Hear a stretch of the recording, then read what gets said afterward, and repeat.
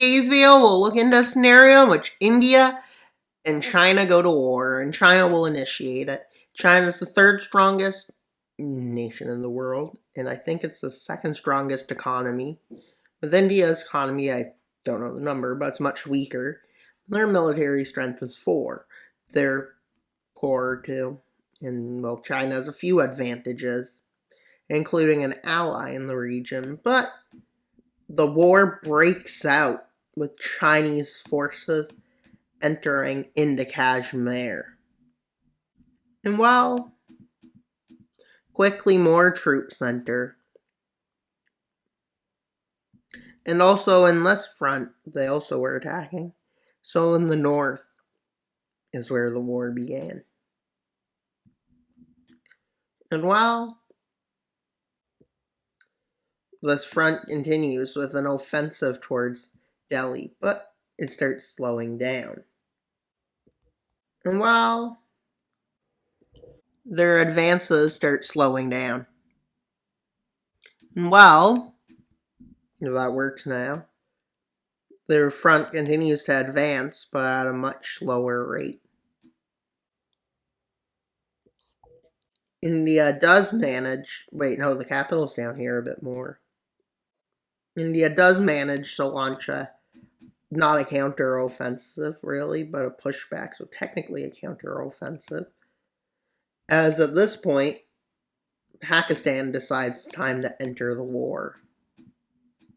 And there's a big advance happens right away at the beginning. And well, the front is really big, so down here, there's a big advance. Over here, there's quite the advance, and then here towards Delhi, there's an advance, but this is where Delhi is. And they fail to get there, but at this point, Kashmir falls. And with this, they had to move some troops, and well, this area does not end up cut off, but basically does. Wait. Yeah, now it's fixed. And then Circlement in the north falls. And while the offensive Pakistan launches, why would Pakistan join this war? Well, Pakistan's had a bunch of wars with India, and they claim the northern part. And Chinese involvement because, well, A, they don't get along, and B, China invaded here in like the 60s. And while the front just stalls out for a bit, and while at this point a few nations join the war, this would be the US, Japan, the United Kingdom, and Korea, and we also get France gets involved, and Canada gets involved because the US got involved. So let's get these nations involved. India's counteroffensive begins, with them pushing back into Kashmir, but not at that speed because that'd be too fast. But with all the involvement and all the different forces managing to get in, they manage to kick China out of the front over there and then set up a stalemate as they go after Pakistan. As the invasion of Pakistan begins, and while it's not too long, first they go in towards Islamabad, and failing to take that, they move in here, as they're still held back for long. They manage to move in and take Karachi as all the forces are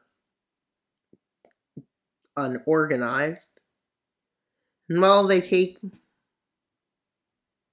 Islamabad, and not long after, seeing that there's basically nothing left, forces their surrender, and what's left of Pakistan isn't much. With Kashmir having a few counter-offensives, with India reoccupying the area that's been occupied for 60, almost 70 years.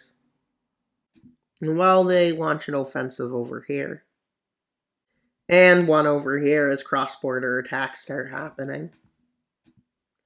But they don't go very fast because this is all mountainous. And it's the Tibetan Plateau. But nonetheless, they still managed to advance. In reality, they probably couldn't.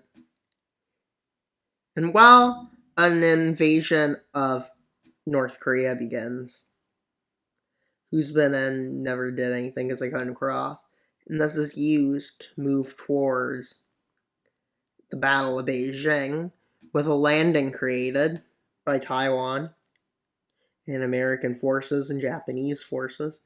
They managed to take this. Well, as that's happening, an offensive happens that manages to take Beijing, and due to the Battle of Beijing being a failure, Chinese forces surrender. But before they did, most of Tibet was taken over, and at this point, there's huge amounts of unrest across China. And this leads to surrender being the only option to end all this unrest. And well, let's see the peace treaty. Annex some border territories.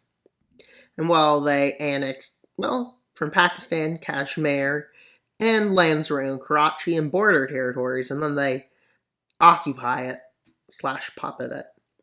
And we can see Taiwan annexed some coastal land, and then they occupied this territory. And we can see Korea annexed this part here. And they occupy all of Manchuria. But that's a joint occupation, same with that, between all of the blue powers. And we also got Tibet, which was released in the peace treaty as a buffer between India and China. But yeah.